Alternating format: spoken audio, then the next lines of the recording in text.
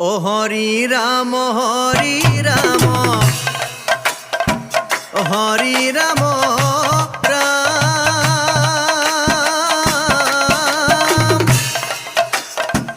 সৰ্বধৰ্মৰ শিৰোমণি হৈছে হৰিৰ নাম সৰ্বধৰ্মৰ শিৰোমণি হৈছে হৰিৰ নাম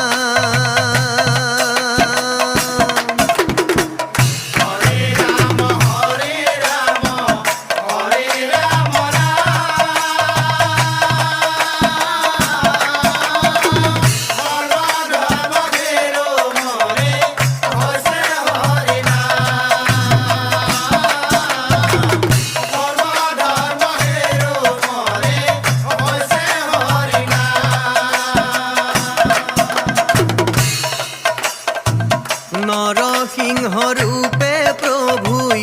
হইলায় অবতার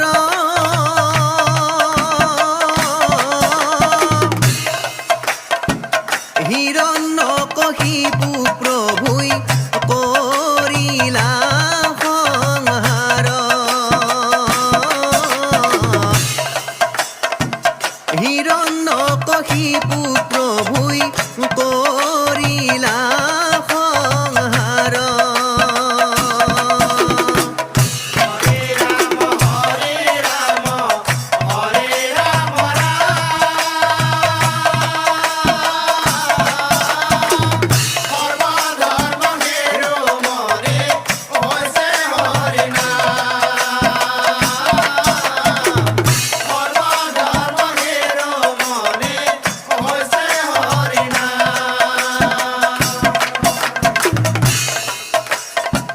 প্রহ্লাদর কাতর বাণী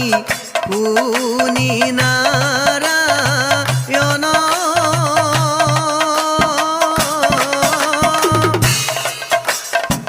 নরসিংহ রূপে প্রভুই হইলায় অবতার নরসিংহ রূপে প্রভুই হইলায় অবতার হরে রাম হরে রাম হরে রাম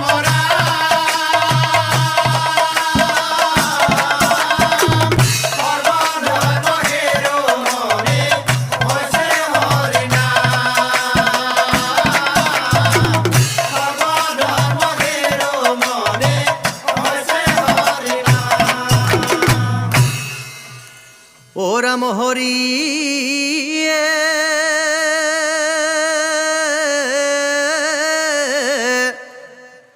ওয়ে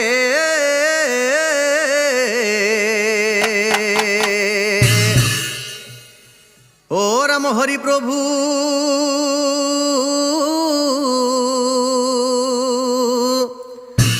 অকৃষ্ণ নিৰ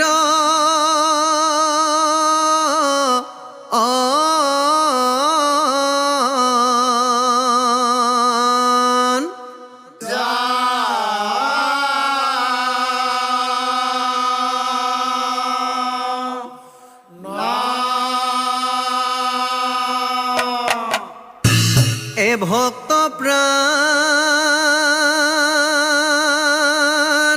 ও ৰাইজক আমি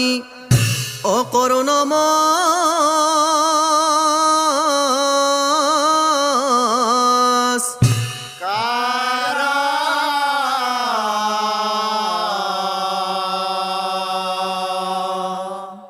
শিৱ পুৰাণৰ পদয় আমি অকৰিব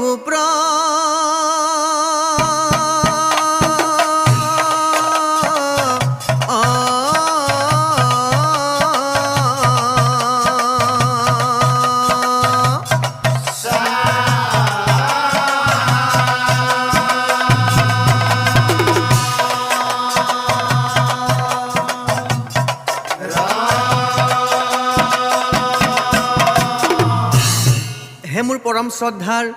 নাম ধৰ্মী সুধীগণ, আমাৰ গুৱাহাটীৰ পামহিৰ ডাকিনী পাহাৰত এটি ভীমাশংকৰ নামে জ্যোতিলিংগ আছে আৰু এই জ্যোতিলিংগটো ভগৱান শিৱ শংকৰে সাক্ষাৎ উপস্থিত হৈ স্থাপন কৰিছিল। এতিয়া কথাটো হ'ল ভগৱান শিৱ শংকৰে সেই জ্যোতিলিংগটো কিয় আৰু কেনেকৈ স্থাপন কৰিব লগা হ'ল আহকচোন বাৰু আমি নামটিৰ মাধ্যমেৰে সকলোবোৰ কথা জানি লওঁ। আপোনাসবে একান্ত মনে শুনিব। অ ভীম নামে অসুৰে ক আছিলা পূৰ্বত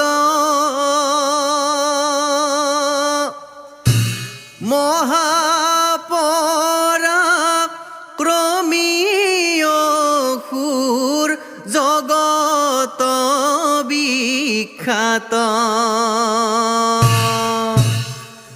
ভীম নামে অসুৰে ক আছিলা পূৰ্বত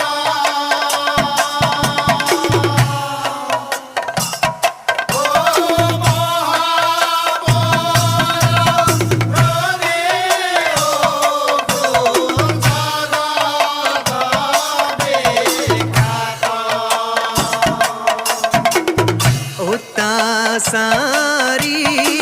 ভ্ৰষ্টাচাৰী আছিল ভীম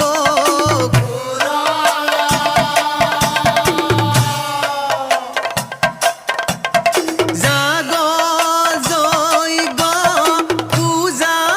পাতাল কৰিছিলে ধ্বংস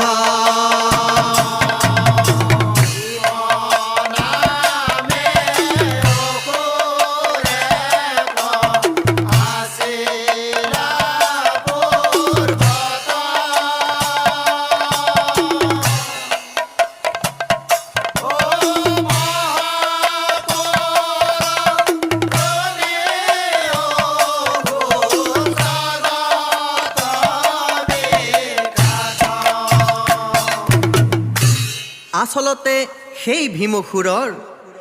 কুম্ভকৰ্ণ পিতৃ তাৰ অকৰ্কটি আৰু কুম্ভকৰ্ণ কোন আছিল হে ৰাৱণ ৰজাৰ ভাতৃ আছিল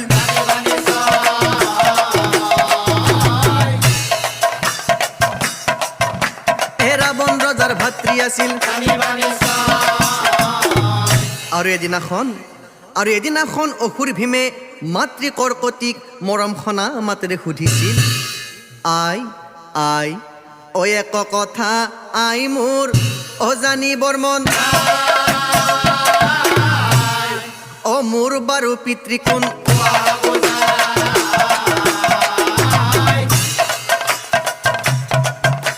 অ মোৰ বাৰু পিতৃ কোন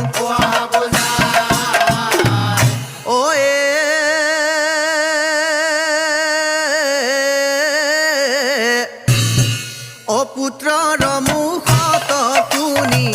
এতেকে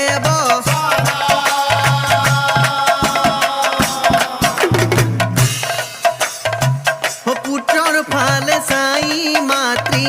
ভুলিলা বচন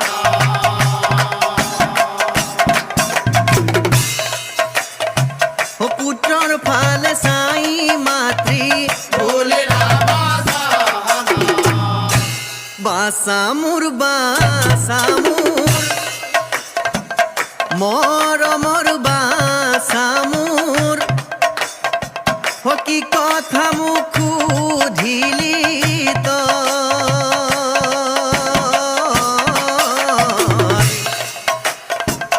তোর পিতৃ কুম্ভকর্ণ হয় ও বাসামুর প্রভু রামর হাতে নিধন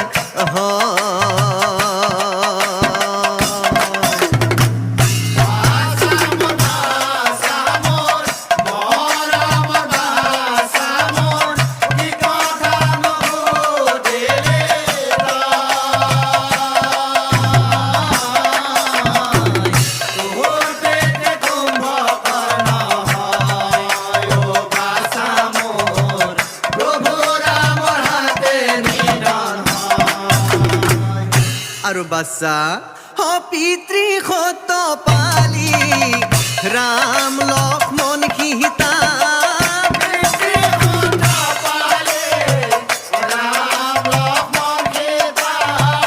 মহাৰংগে আহি বনবাস তিহিলা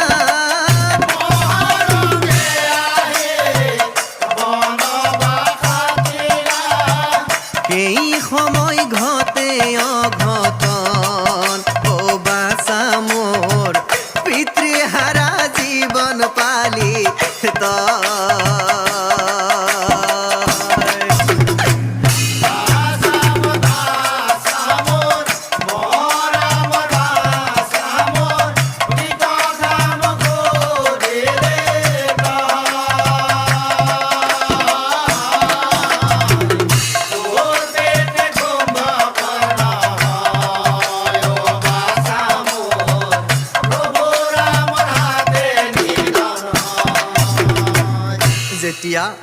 যেতিয়া ৰাম লক্ষ্মণ আৰু সীতা দেৱীয়ে পিতৃৰ কথা মতে বনবাস খাটিবলৈ গৈছিল সেই সময়ত হে ৰাৱণ ৰজাই সীতা দেৱীক অহৰণ তাক দেখি ৰাম লক্ষ্মণে ক্ৰোধত জ্বলিলা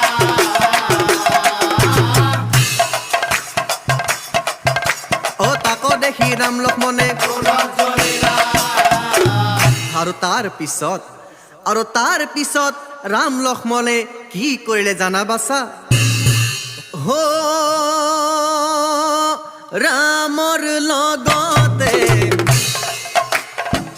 যত বান্দৰগণে লংকা আক্ৰমণ কৰে সীতাৰ কাৰণে লংকা আক্ৰমণ কৰে সীতাৰ কাৰণে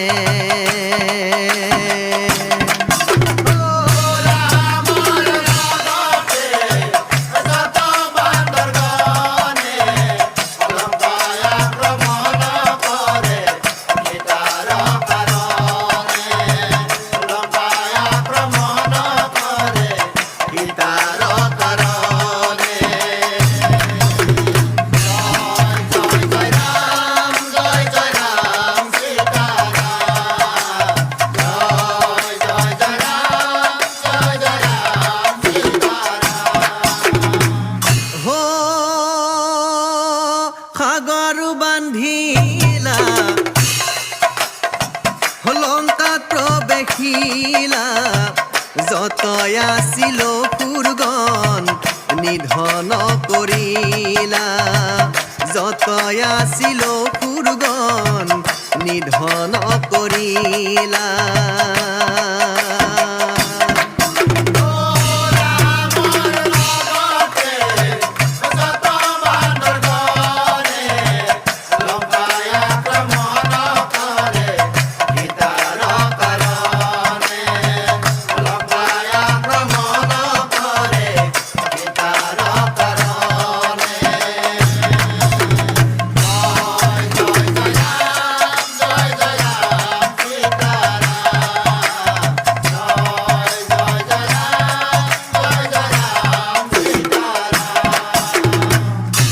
ৰাৱণ ৰজাৰ সহিতে তোৰ পিতৃ কুম্ভকৰ্ণ ৰাৱণ ৰজাৰ সহিতে তোৰ পিতৃ কুম্ভকৰ্ণ ৰামৰ হাততে দিও হৈলা নিধন ৰামৰ হাততে দিও হৈলা নিধন আৰু সেই সময়ত তোৰ বয়স আছিল ৫ম আৰু তোক ৰক্ষাৰ হেতু হে পলাই আহি লুকাই থাকো ঘৰৰ ভিতৰত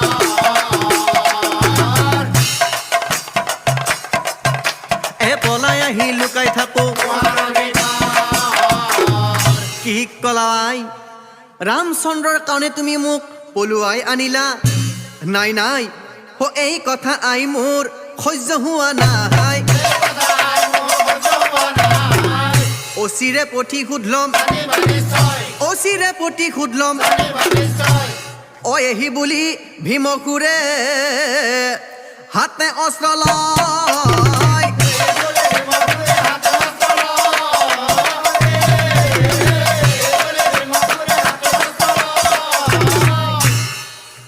দেখি কৰ্কটিয়াই কহিলে লাগ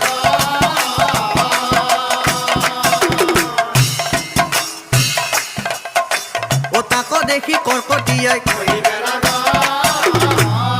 বাছা ভীম ৰামচন্দ্ৰ সাধাৰণ পুৰুষ নহয় বাছা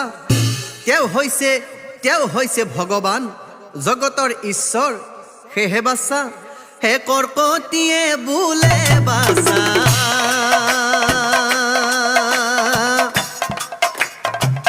শুনা বচন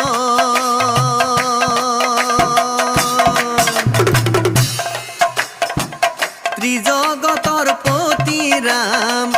জানে সৰ্বজন ব্ৰহ্মা হৰে চিন্তে যাৰ অৰুণ চৰণ সেইবাবে তেওঁৰ সংগে নকৰি বিৰণ সেইবাবে তেওঁৰ সংগে নকৰি বিৰণ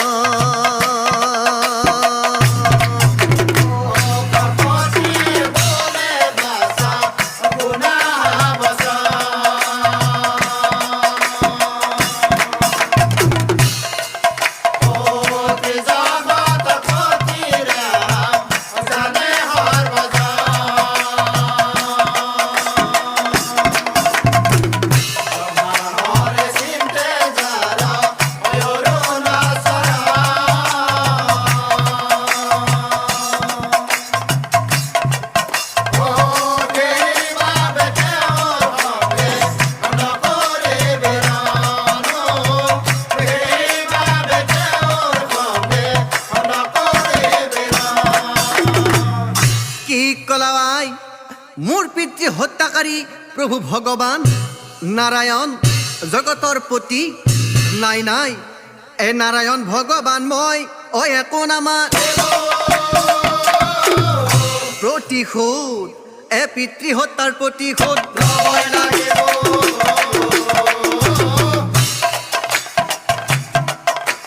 পিতৃ হত্যাৰ প্ৰতিশোধ ল'বই লাগিব আৰু ঠিক সেই সময়ত এই অসুৰ গুৰু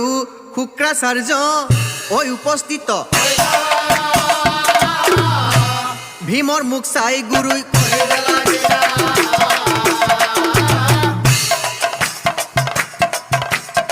ভীমৰ মুখ চাই গুৰুই বাছা ভীম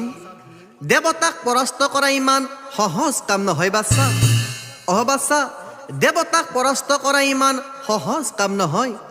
সেয়েহে বাছা তই ব্ৰহ্মদেৱক কৰিবি ধ্যান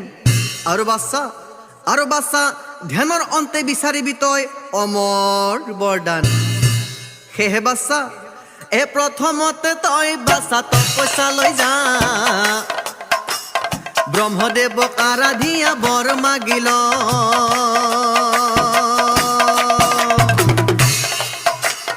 তাৰ পিছত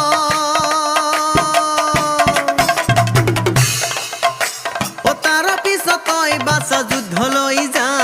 প্ৰথমতে তই বাছা তপস্যা লৈ যা প্ৰথমতে তই বাছা তপস্যা লৈ যা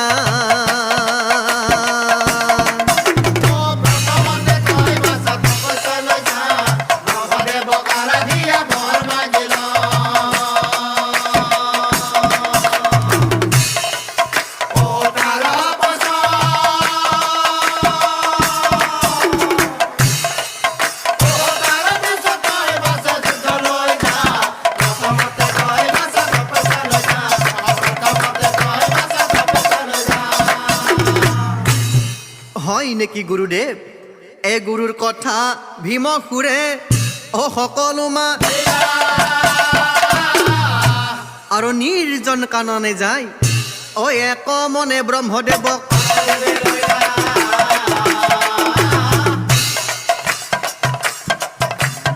এক মনে ব্ৰহ্মদেৱক হে প্ৰভু ব্ৰহ্মদেৱ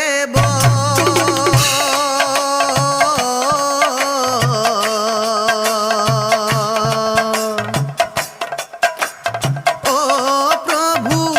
ধৰিছো চৰণ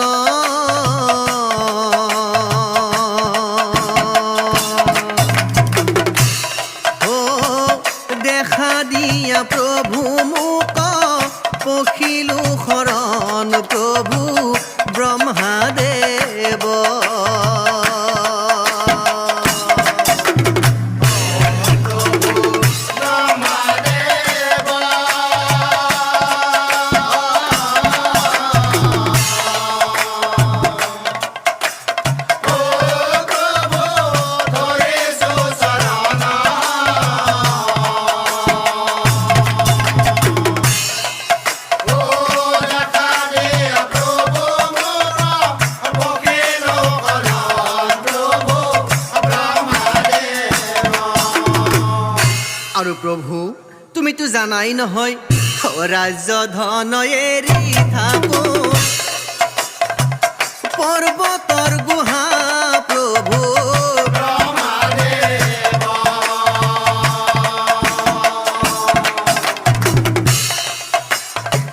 ৰাজ্য ধন এৰি থাকো পৰ্বতৰ গুহা প্ৰভু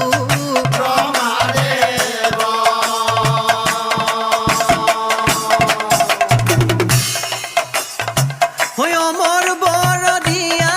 মোক হৈ অমৰ বৰ দিয়া মোক ধৰিছো চৰণ প্ৰভু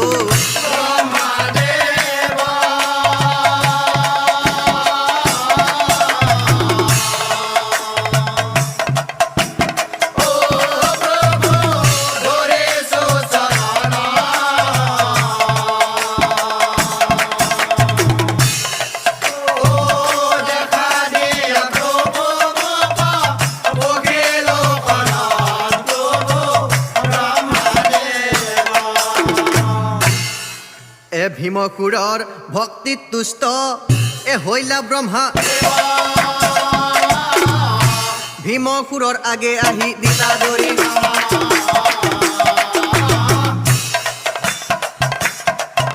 এ ভীমকুৰৰ আগে আহি এ ব্ৰহ্মদেৱে বোলে ভীম এ শুনা হব অ কি বৰ লাগে তোমাক কোৱাই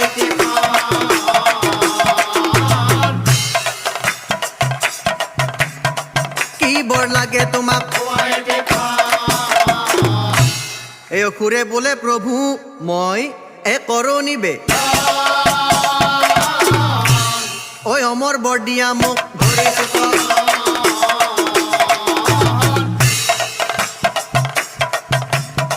অমৰ বৰ দিয়া মোক কি কলা অমৰ বৰ লাগে তোমাক নাই নাই অ নোৱাৰো দিব অমৰ বৰ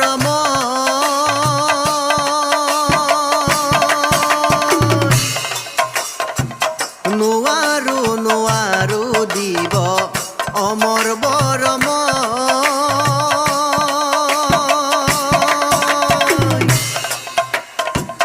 জন্মিলে মৰিব লাগে লিখে বিধাতা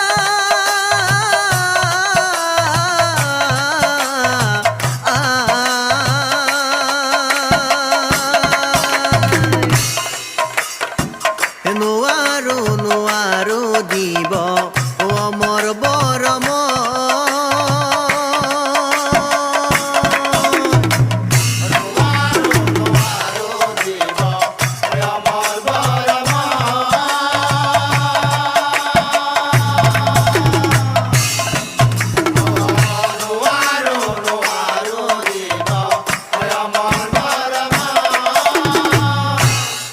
অন্য এক বৰ দিও কৰা গ্ৰহণ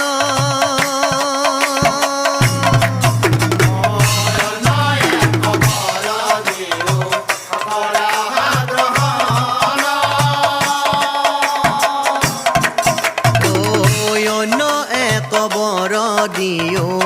কৰা গ্ৰহণ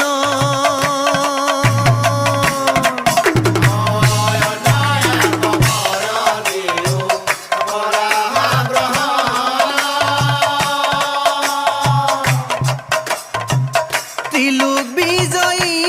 হবা দিলো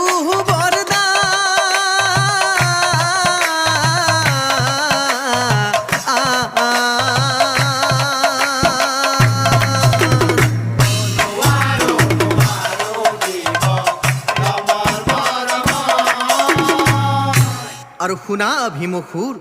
তোমাক মই অমৰ বৰ দিলো ঠিকেই কিন্তু মনত ৰাখিবা ভুলতো কোনোদিনে তুমি এই শিৱ ভক্তৰ সংগে তুমি নকৰিবা সেইদিনা বিধাতাই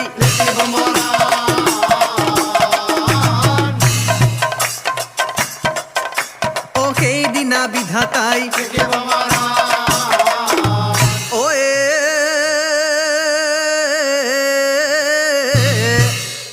ওহি বুলি ব্ৰহ্মদেৱে বিদায়ী মা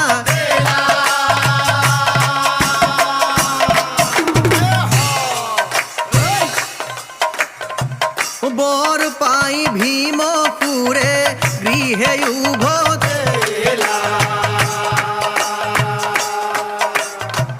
বৰ পাই ভীম সুৰে এ বৰ পাই ভীম সুৰৰ এবাৰ হে অহংকাৰ দিনে নিশাই জগতত কৰে অত্যাচাৰ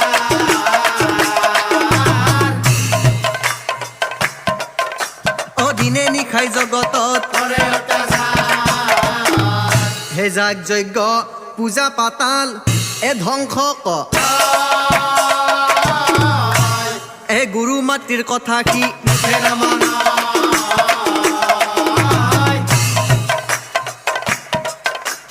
গুৰু মাতৃৰ কথা কি বুঝে না মন আৰু একদিনা একদিনা ভীম সুৰে ভাবে মনে মনয় ভাবে মনে মন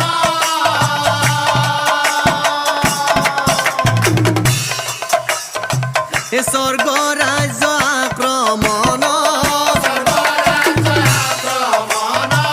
স্বৰ্গ ৰাজ্য আক্ৰমণ কৰি মেটিখন একদিনা ভীম এতে ভাবিয়া পাছে অসুৰ সবক মাতিও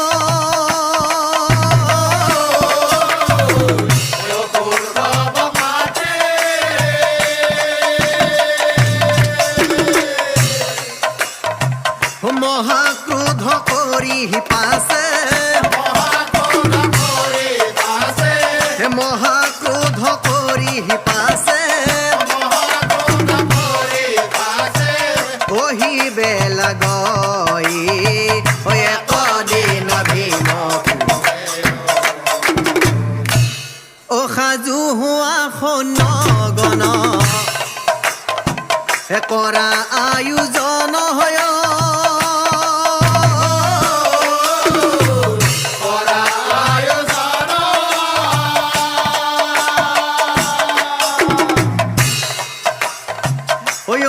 চিৰে স্বৰ্গ ৰাজ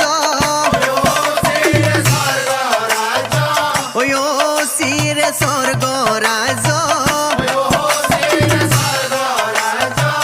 গৰিমা ক্ৰমণ একদিন ভীম জয় অসুৰৰাজ ভীমসুৰৰ জয় অসুৰৰাজ ভীমসুৰৰ জয়ধ্বনি কৰি পাছে যতয় অসুৰগণ চলি গৈলা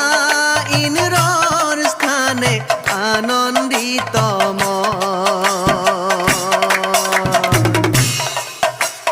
মহাক্ৰোধ কৰি কৰ্কতি নন্দনে মহাক্ৰোধ কৰি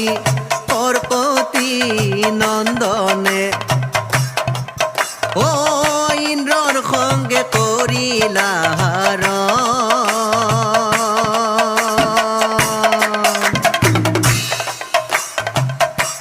যুদ্ধত হাৰি ইন্দ্ৰ দেৱে কৰে পলায়ন যুদ্ধত হাৰি ইন্দ্ৰ দেৱে কৰে পলায়ন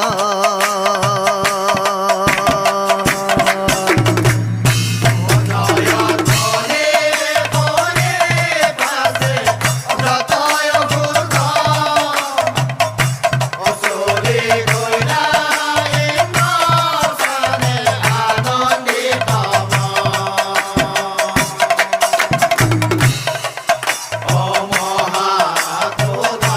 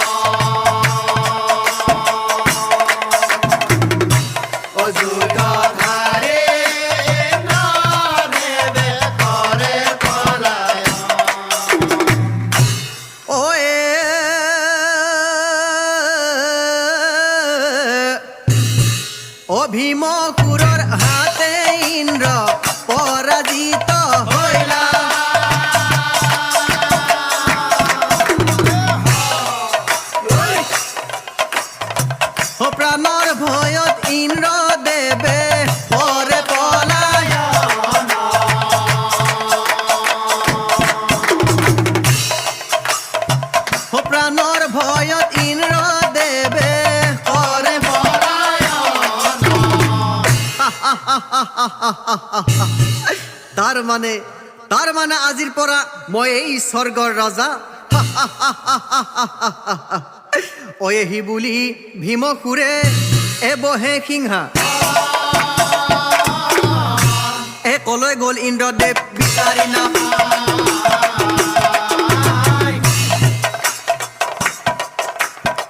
কলৈ গ'ল ইন্দ্ৰদেৱ বিচাৰি নাপায় আৰু তাৰ পিছত ভীমসুৰে ইন্দ্ৰৰ লগত যুদ্ধত জয়ী হৈ একদিনা ভীমসুৰে পাতালক যায় অদিনা ভীমসুৰে পাতালক যায় অদিনা ভীমসুৰে পাতালক যায় নাগ ৰজাৰ সংগে যুদ্ধ কৰিলে লাগ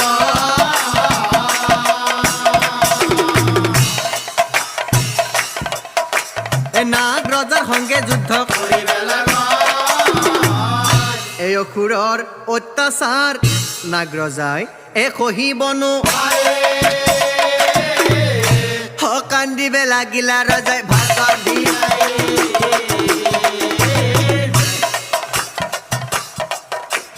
কান্দিবে লাগিলা ৰজাই ভাগৰ দিয়াই মোক নামাৰিবা ভীম মোক নামাৰিবা কান্দে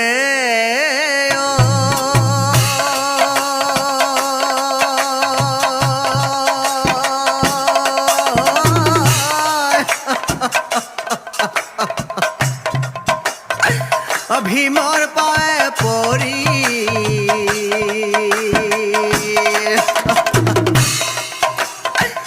কান্দে নগৰ যায় উদ্ধাৰ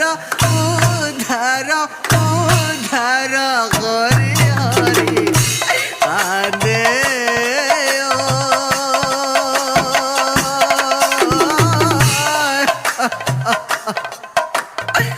ভীমৰ পায়ে পৰি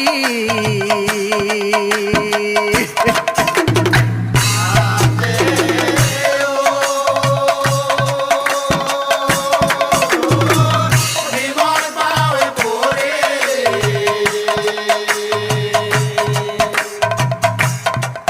ও কান্দে নগৰ যায় উদ্ধাৰ পৰে হৰি কান্দে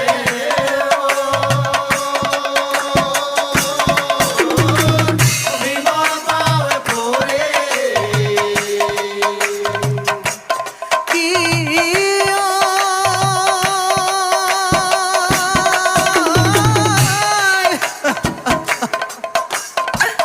তোমাৰ পিতৃক নিধন কৰে প্ৰভু ৰামচন্দ্ৰ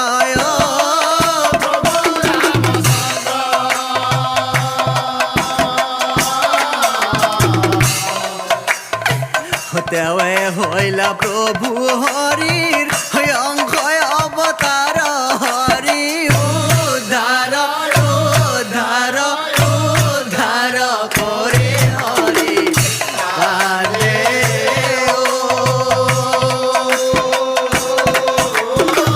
ভীমৰ পাৱে পৰে আৰু এনেকৈ ভীমসুৰে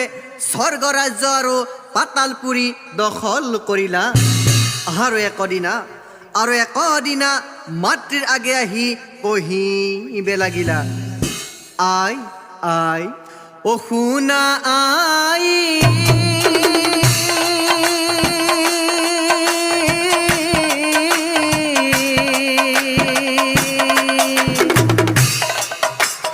শুনা কম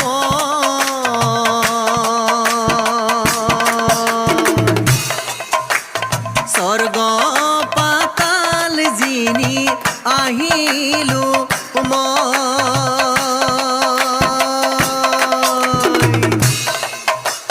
স্বৰ্গ পাতাল জিনি আহিলো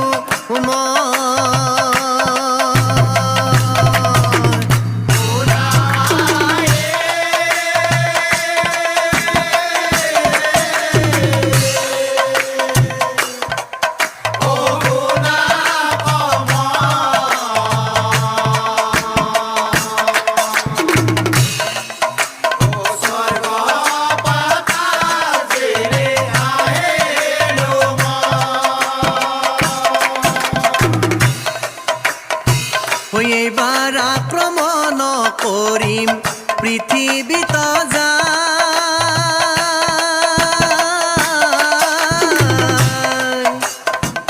ত্ৰিলোক বিজয়ী সময় জানিবা নিশ্চয় আশীৰ্বাদ কৰা আই মোক ধৰিছো চৰণ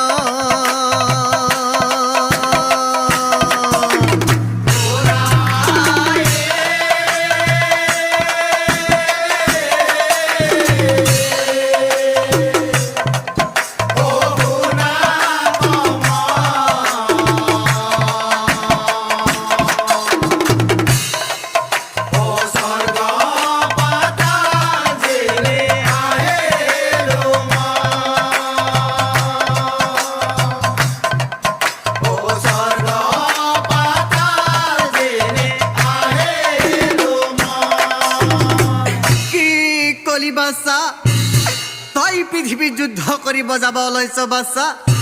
তই পৃথিৱীত যুদ্ধ কৰিব যাব ওলাইছ হে বাচ্চা মোৰ মনে কৈছে তই পৃথিৱীত যুদ্ধ কৰিব গ'লে কিবা বিপদত পৰিবি বাচ্চা বাচ্চা তই পৃথিৱীত যুদ্ধ কৰিবলৈ গ'লে কিবা বিপদত পৰিবি হে বাচ্চা তই এই ভুল নকৰিবি বাচ্চা এই ভুল নকৰিবি নাই এ মাতৃৰ কথা ভীমসুৰে এমুঠে নামা মহাক্ৰোধে গৃহৰ পৰা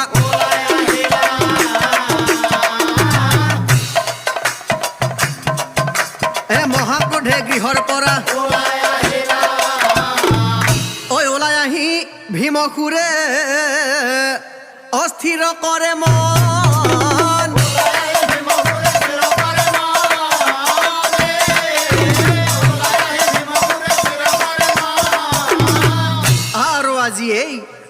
পৃথিৱীৰ লোকত যায় কৰিম আক্ৰমণ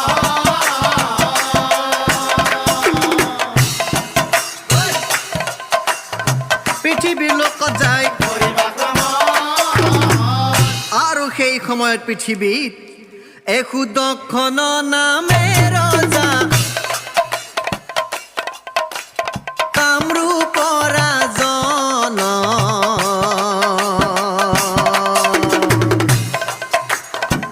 শিৱ ভক্ত আছিল তেওঁ জানে সৰ্বজন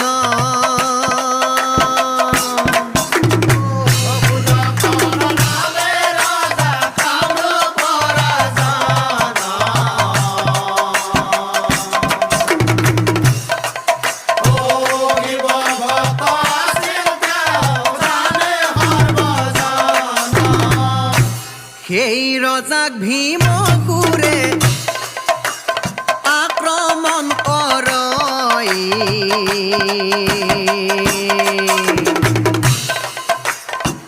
বান্ধি ধৰি কাৰাগাৰে বন্দী কৰি থৈ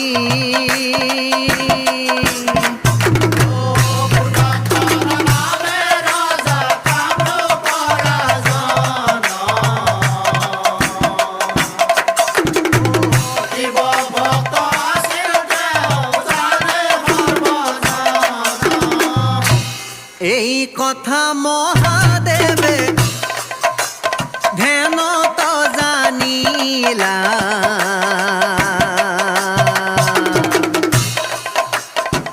ভক্তক ৰক্ষা কৰিম বুলি মনতে ভাবিলা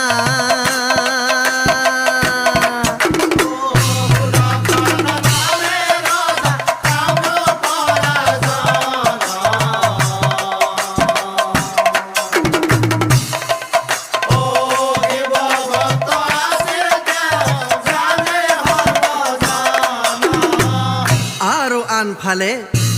দেৱগণে মিলি পাছে কৰে আলো প্ৰভু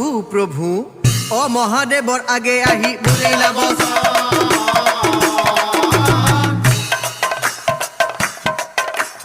মহাদেৱৰ আগে আহি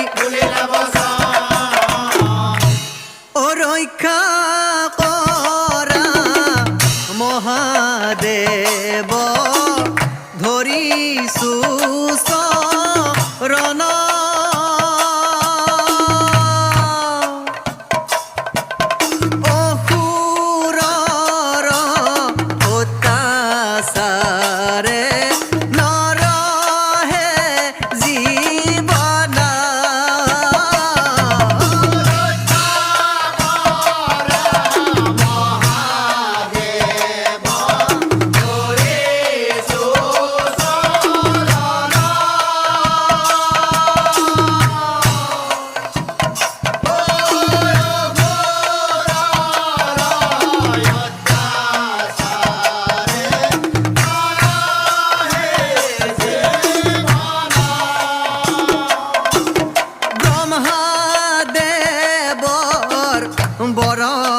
সাই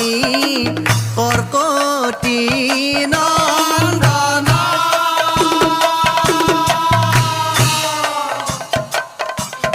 দেহাৰ বলে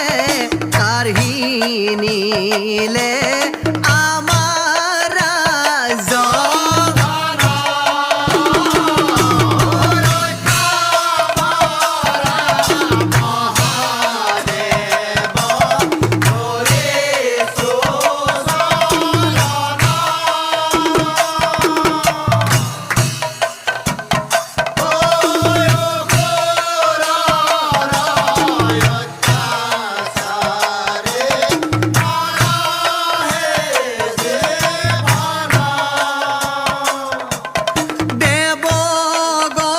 দেৱগণৰ কাতৰ বাণী শুনি ত্ৰিনয়ন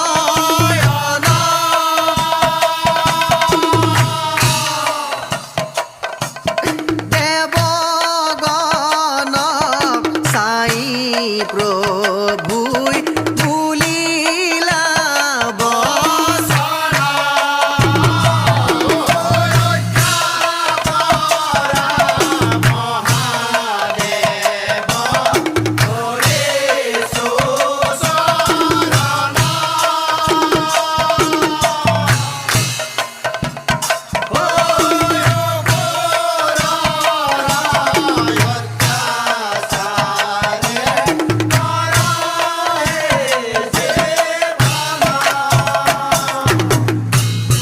দেৱগণ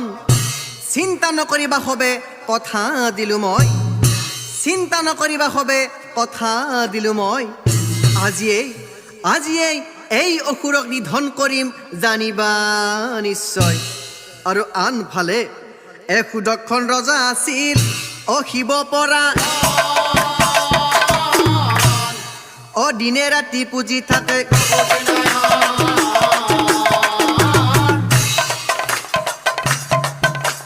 দিনে ৰাতি পূজি থাকে কাৰাগাৰৰ ভিতৰে সুদক্ষণ একচিত মনে শিৱক আৰাধিবে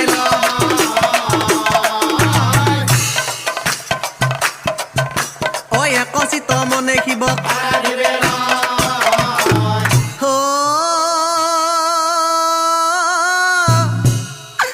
বন্দী খালে পৰি ৰজা সুদক্ষণ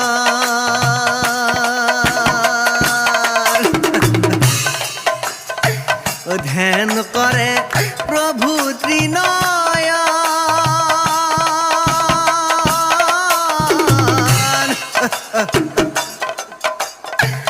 বন্দী খালে পৰি ৰজা সুদক্ষণ ধ্যান কৰে প্ৰভু ত্ৰিনয়ন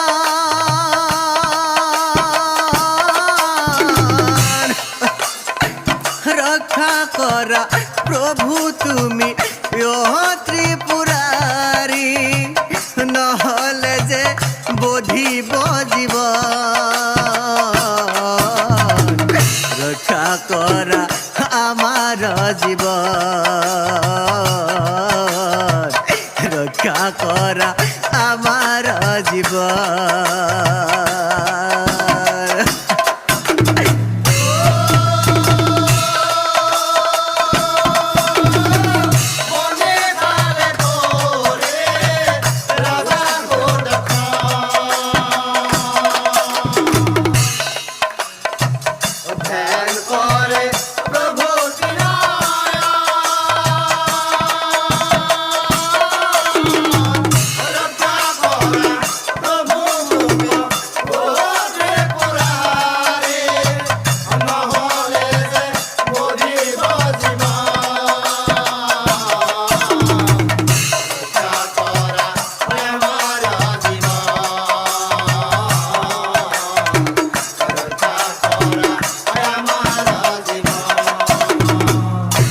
এহি বুলি সুদক্ষণে অস্তুতি আৰম্ভ আনফালে শুনক এই জানা কথা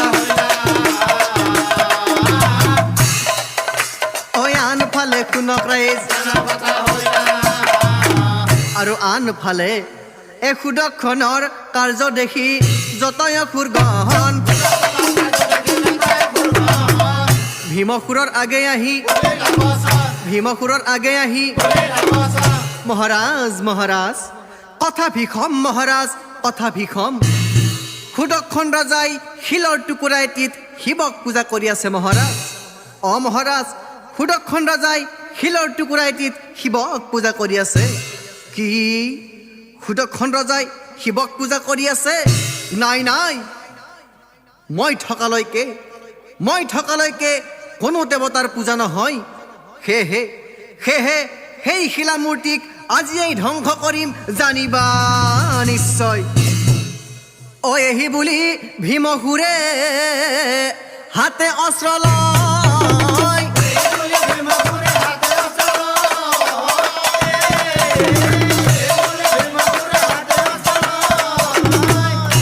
কাৰাগাৰৰ ভিতৰে প্ৰৱেশ কৰ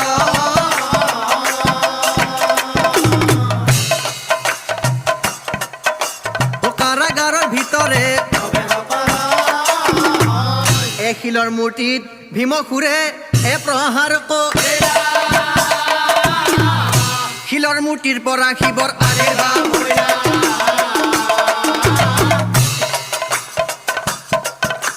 এ শিলৰ মূৰ্তিৰ পৰা শিৱৰ আবিৰ্ভাৱ হইলা এতিয়া চাওক ৰাইজ অবিধিৰ লিখন চোৱা নাযাই খণ্ডন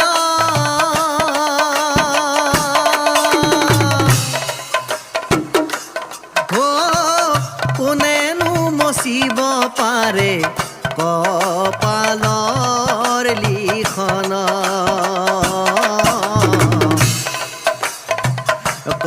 কপালৰ লিখন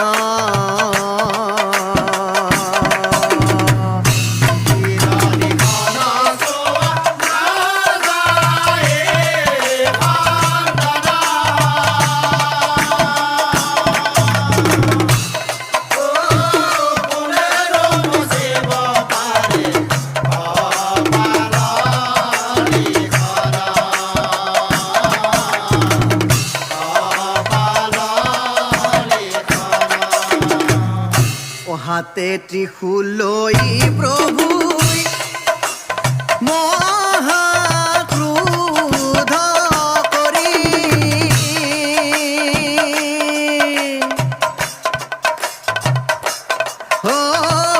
শিলৰ মূৰ্তিৰ পৰা শিৱৰ আবিৰ্ভাৱ হয়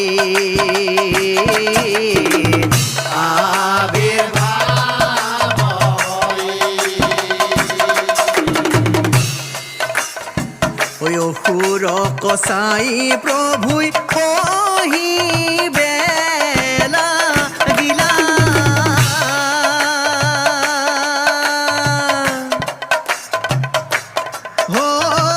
মোৰ হাতে আজি তই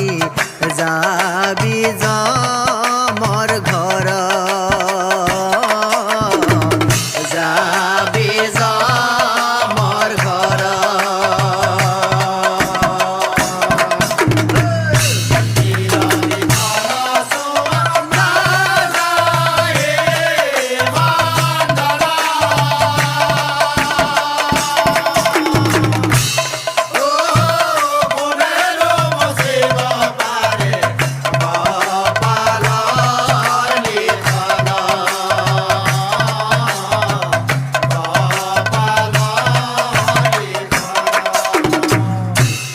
হেৰপাখণ্ড অহংকাৰে মত্ত হৈ মোৰ ভক্তৰ কৰিলি ধ্যান ভংগ অহংকাৰে মত্ত হৈ মোৰ ভক্তৰ কৰিলি ধ্যান ভংগ সেই পাপে আজি তোক পঠাম যমৰ ঘৰ এহি বুলি মহাদেৱে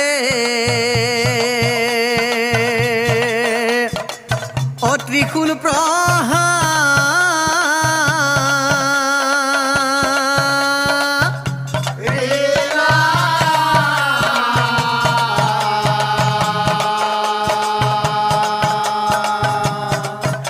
ত্ৰিশূলৰ প্ৰহাৰে অসুৰ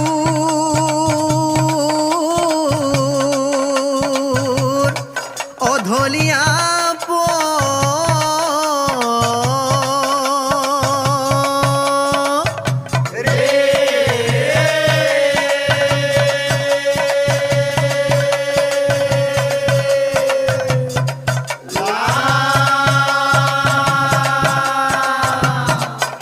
নিজৰ মৃত্যুৰ কথা জানি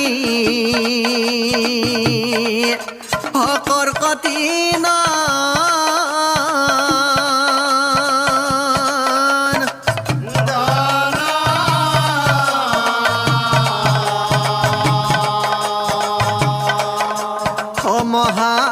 মহাদেৱৰ সপাৱে পৰি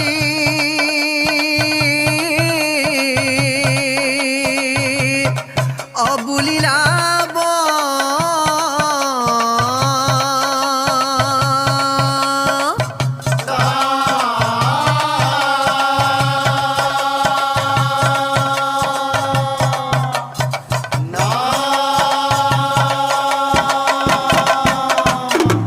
প্ৰভু প্ৰভু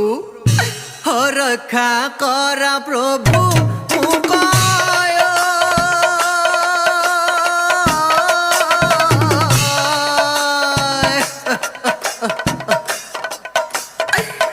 বিপদ কালত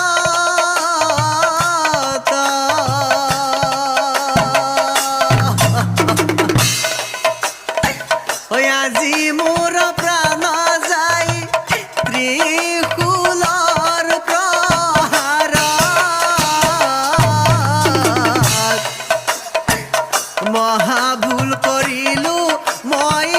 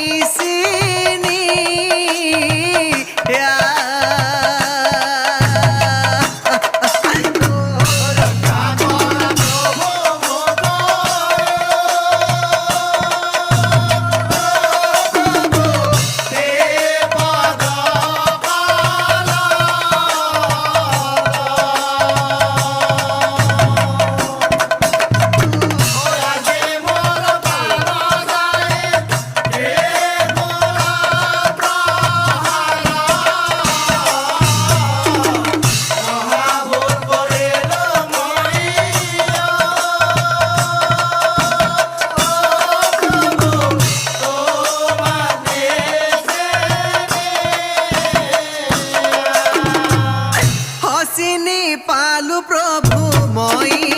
তুমি মহেশ্বৰ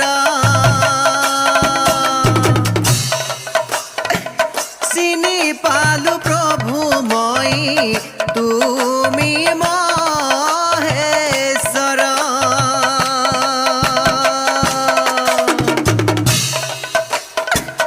এহি বুলি ভীম সুৰে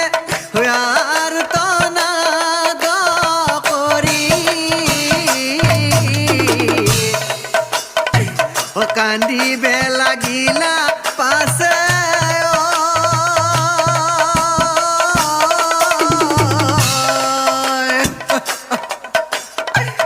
কি বৰ পাৱে পৰি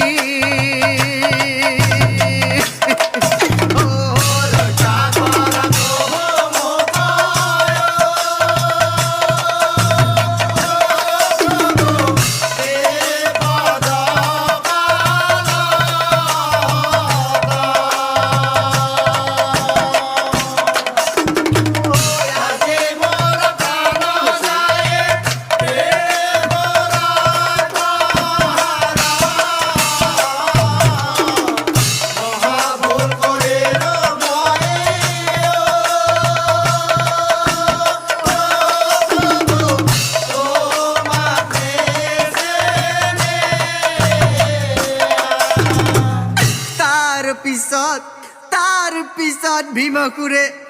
মৃত্যুৰ শেষ মুহূৰ্তত মাতৃৰ কথা মনত পেলাই কান্দিবলৈ ধৰিছিল। মা ও মাতৃর কথা না মানিয়া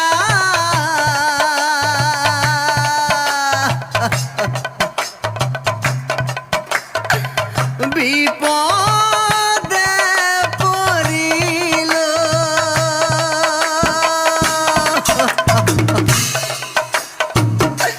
অকেহি পাপর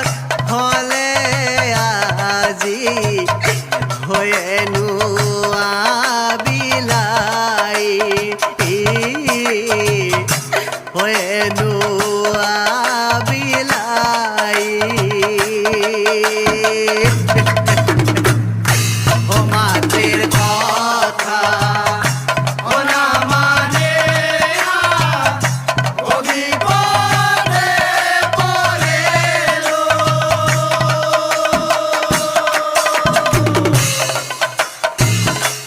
ওকে হে পাপ বলে আজি ওয়ে নো আবিলাই ওয়ে নো আবিলাই এহি বুলি ভীম সুৰে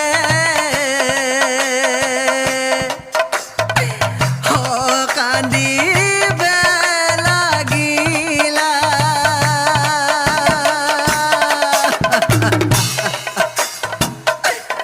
বিদায় দিয়া আই মোক যাও যমৰ ঘৰ যাও যমৰ ঘৰ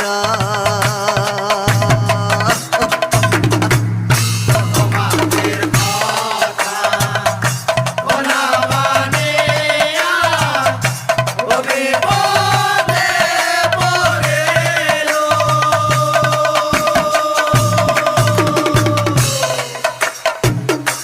ওকে হে পাপ বলে আজি ওয়ে নো আবিলাই ওয়ে নো আবিলাই ও কান্দি কান্দি ভীমসুৰে জীৱনতে আৰু তাৰ পিছত মহাদেৱে সুদৰ্শন ৰজাক চাই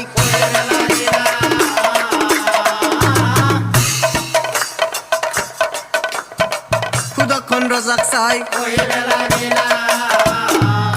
শুনা ৰজা সুদৰ্শন মুহুৰ বচন শুনা ৰজা সুদৰ্শন মুহুৰ বচন তোমাক ৰক্ষাৰ হেতু মই আহোঁ এই কামৰূপ স্থান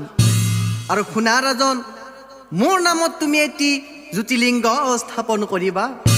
আৰু এই জ্যোতিলিংগক ভীমা শংকৰ নামে জগতে জানিব নিশ্চয় জানিবা আৰু শুনা ৰাজন যিহেতু সেই অসুৰে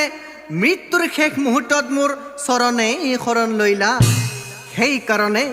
সেইকাৰণে এই জ্যোতিলিংগক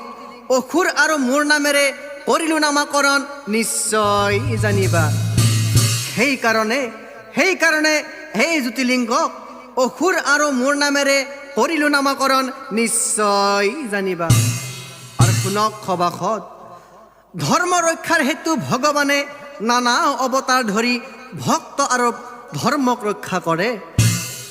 ধৰ্ম ৰক্ষাৰ হেতু ভগৱানে নানা অৱতাৰ ধৰি ভক্ত আৰু ধৰ্মক ৰক্ষা কৰে সেয়েহে গৰ্ব অহংকাৰে মত্ত হৈ যিয়ে কৰিব ধৰ্মৰ ক্ষতি সেই জনাই অকালতে কৰিব যমৰ ঘৰে গতি গৰ্ব অহংকাৰে মত্ত হৈ যিয়ে কৰিব ধৰ্মৰ ক্ষতি সেই জনাই অকালতে কৰিব যমৰ ঘৰে গতি অকালতে কৰিব যমৰ ঘৰে গতি অকালতে কৰিব যমৰ ঘৰে গতি